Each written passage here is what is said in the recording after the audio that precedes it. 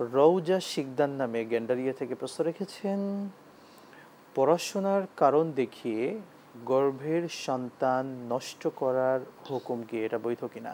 অর্থাৎ অনেক নববিবাহিতা আছে যারা পড়াশোনার অজুহাত দেখিয়ে সে প্রেগনেন্ট হওয়ার পরেও গর্ভের সন্তানকে 3 মাস বা 4 মাসের সময়ও নষ্ট করে ফেলে, এমন ঘটনা অহরহ দেখা যাচ্ছে। আমাদের বোনের যে প্রশ্ন, যে পড়াশোনার ওজোর দেখিয়ে, কারণ দেখিয়ে গর্ভের সন্তান নষ্ট করা বৈধ কিনা?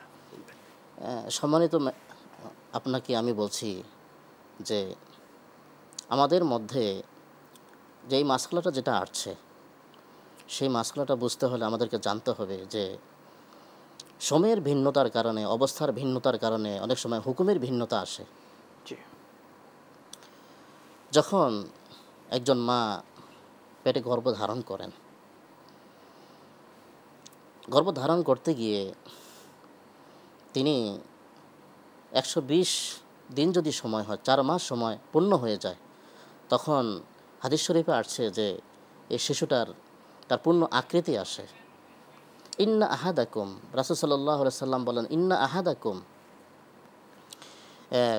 খলকুন ফি বতনি উম্মাহাতিকুম, তোমাদের মায়ের পেটে তোমরা সকলেই একত্রিত ছিলে। রাসূল সাল্লাল্লাহু আলাইহি সাল্লাম বলেন 40 দিন সেটা নুতফা আকারে, শুক্রবীর্য আকারে, এভাবে 40 দিন জমাট রক্ত আকারে, এরপরে 40 দিন হলো মাংসপিণ্ড আকারে। এই যে 40 দিন করে 120 দিন, এই 120 দিনে রাসূল সাল্লাল্লাহু আলাইহি সাল্লাম বলেন তারপরে সুম্মা ইয়ারসিলু ইলাইহিল মালাক, তারপর আল্লাহ একজন ফেরেশতা তার কাছে পাঠান। ফেরেশতা পাঠান, তারপরে সেই ফেরেশতাকে আল্লাহ আদেশ করেন তার জন্য তুমি লিখে দাও তার সময়, তার রিজিক, তার আমল, সে কি হতভাগ্য না মন্দভাগ্য। ফায়াংফুকু ফিহির রূহ, ফেরেশতা তারপর তার মধ্যে রূহ ফুঁকে দেন।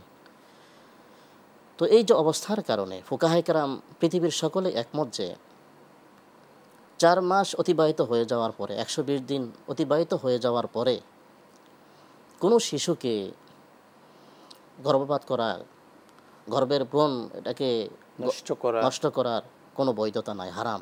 নিঃসন্দেহে সেটা অনেকে বলে পরীক্ষার অজুহাত দেখায়, কিন্তু সেটাও সুযোগ নেই ইসলামে। কিন্তু মোহতারাম, সেটা হলো যে 120 দিনের আগে বা 4 মাস হওয়ার আগে বৈধতার একটা হুকুম দিয়েছেন ফুকাহায়ে কেরাম। সেটা হলো যদি নিরপেক্ষ একজন অভিজ্ঞ ডাক্তার তাকে ভেরিফাই করেন, সার্টিফিকেট দেন যে এই নারী গর্ভধারণ করলে সেই নারী তিনি এই স্বাস্থ্যহানির ঝুঁকি আছে, তার প্রাণনাশের ঝুঁকি আছে। অর্থাৎ এমন কিছু সিচুয়েশন আসে, শরঈ কিছু ওজর থাকতে হয়।